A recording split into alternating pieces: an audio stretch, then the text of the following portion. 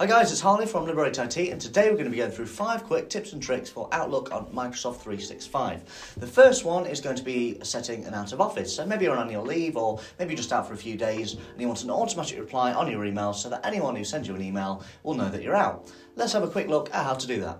Okay, so here we are at the Microsoft sign-in box. So what I'm going to do here is put my email address into this box here at liberateIT.co.uk. And then I'm going to put my password in. And once we've signed into Outlook, we'll be able to set the out of office from there. It's easiest to do this online because Outlook, the app itself, doesn't actually give you the option to do it. So just going to click on Outlook on the left-hand side here.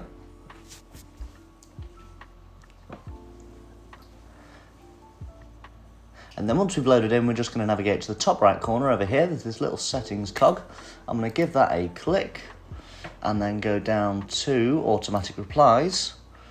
Turn that on, and then you can decide what kind of message you'd like. Make sure you press save at the end, and that's all done. Do you ever find that sometimes you open Outlook and it doesn't look quite as it should? Here's how to change that in the view settings by putting everything back to normal. So from Outlook on the web, all we have to do is go to View in the top left-hand corner, and there are 2 options here. We can go to View Settings over on the left, or we can go to Layout close to the middle. Now, by default, Outlook will show emails like this. Email previews will be down there, and when you click on an email, it will show bigger on the right-hand side here. You've also got your folders over in this side here. So to change the layout, you can change where the reading pane is. That's where you see the emails themselves. Get rid of that or move it back to where it was. You've got all the display options you need from here in the View tab. Okay, so now we've seen that, let's have a look at how to add a shared calendar in Outlook. So for shared calendar, we're going to go to the calendar tab on the bottom left hand side here. We're going to right click on shared calendars and go to add calendar and from address book.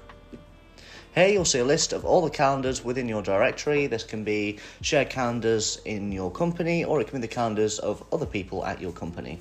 Just click on it, press OK, and it will import it straight into your calendar view. So next up, let's have a look at how to add the From field in Outlook when sending a new email. Okay, so we're now going to have a look at how to add the From field. So I'm just going to go into New Email in the top left here, and then go to Options along the top bar, and then you should see Show From. I'm just going to tick that, and it will show me my email address, and if I click that drop down there, go Other Email Address, I can decide which email address I'm sending this email from. So if you're sending it from a shared mailbox, from perhaps a different email account, it will show as whichever email account you choose it to be from. Have you ever wanted to centrally manage all of your work email addresses in one place? Well, now you can. All you need to do is watch this next clip on adding other accounts into Outlook. So to add a new account using the Outlook app, we just need to go to File here in the top left, and then go to Add Account up there. Once it's finished searching for accounts, you can just pop your email address in the field provided. I'm just going to put mine in here. It's StephenBlogs@Liberate. There we go, and when that's done, we can just press connect at the bottom, and it'll just add it for a second, and then it'll prompt us for the account type. In this case, it's Microsoft 365, but it may be one of the others. If you're ever unsure, contact your IT department. Once it's got the account type, it's going to ask me for the password. I'm just going to wait for it to load, and then I'm going to pop in my password.